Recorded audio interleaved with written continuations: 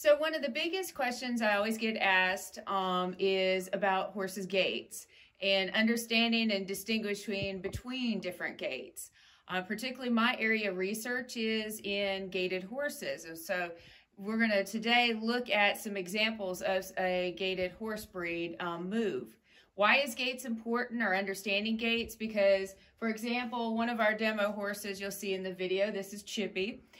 Chippy is both quarter horse and paint registered, and we show him not only in hunter classes, but he also in the pleasure classes. So I want to, if I'm looking for a horse to show and to win in the arena, I want to know that gait and what's going to be ideal and select for that. So understanding the gait from a performance perspective is great.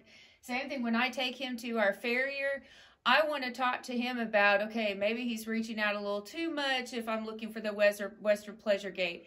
And I can talk to that farrier about some adjustments that we potentially can make.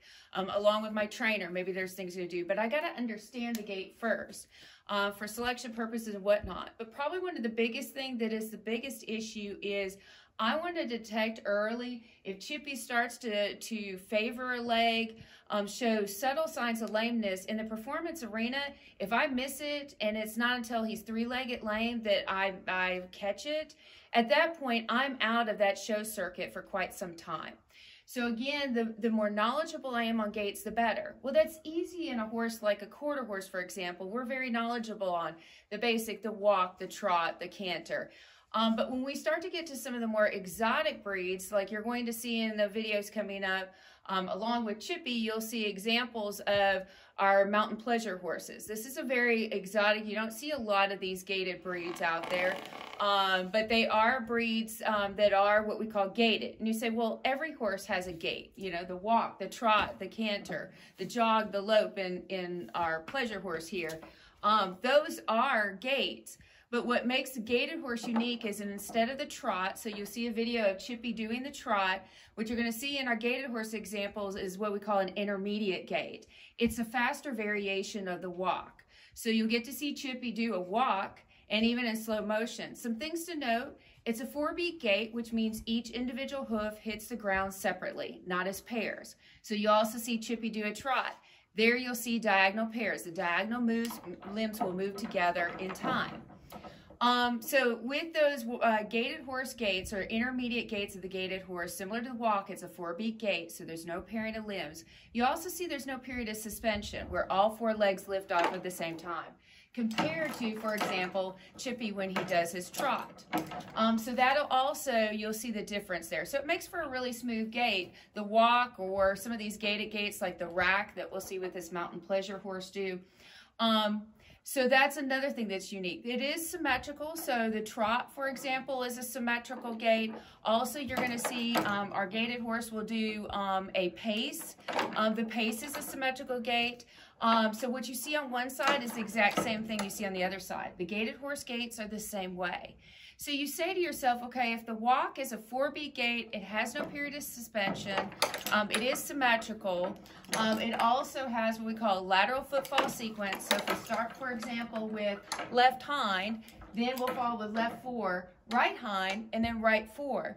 What that is the sequencing, we'll also see an intermediate gait. So there's a lot of similarities.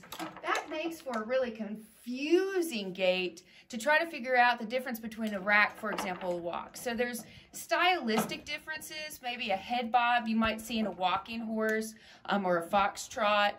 You might see a hip bob like in the foxtrot. Now keep in mind, if it was lame, it would be an asymmetrical head nod or hip bob. But in a gaited horse, it's not. It'll be exactly symmetrical. There won't be any asymmetry at all, even in their nod. So it's just the stylistic differences that make them unique. So as you see in the videos, like I said, you're going to see Chippy. He likes to, as you can tell, move more than stay put. Good old Chippy. You'll get to see him in a walk, and you'll get to see that 4-beat version. You'll get to also see him in a trot, so you'll see those diagonal pairs in suspension. And then you're going to see example of one of our gaited horse mountain pleasure horses just doing what we call a dog walk.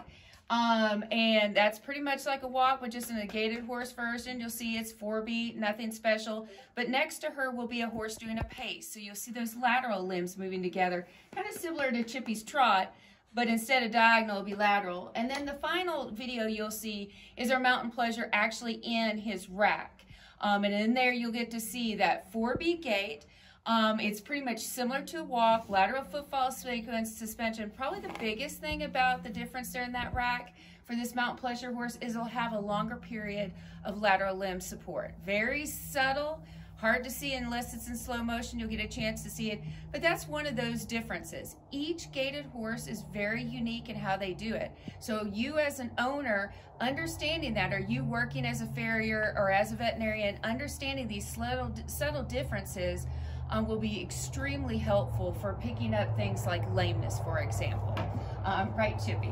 So we can get those signs of lameness a lot earlier because we can know what the normal is so we can detect abnormal. Good boy. So again, watch the videos and you'll get to see example of Chippy walking and trotting, and then our gaited horses walking, pacing, and then finally doing a rack, the Mountain Pleasure rack. So enjoy.